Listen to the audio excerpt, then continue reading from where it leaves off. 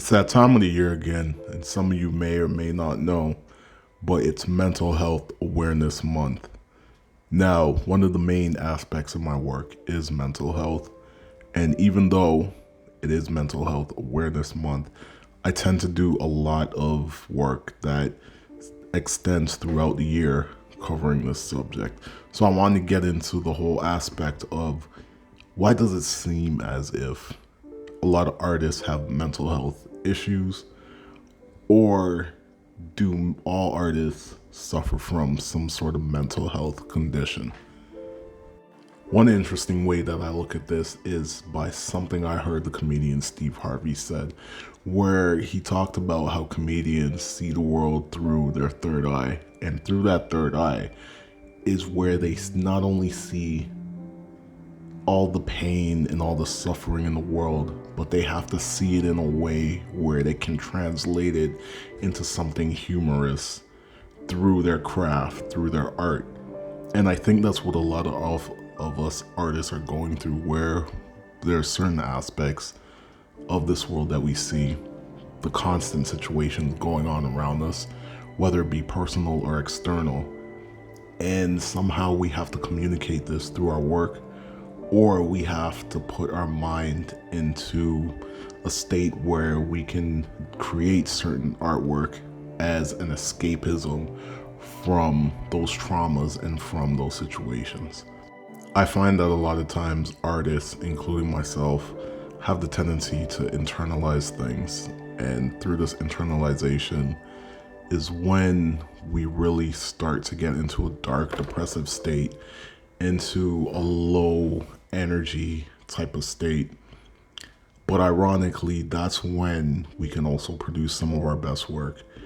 And funny enough, throughout this whole few months is how this painting came along for me, amongst some other work that I'm going to be putting out. In the midst of all this low energy that some of us artists tend to get into, because we retreat into our thoughts, we become extroverted. There's that underlining sense of peace in our work, where we can freely express what is going on in our mind, what's going on around us, and how we see it through our eyes, and how we kind of see situations playing out.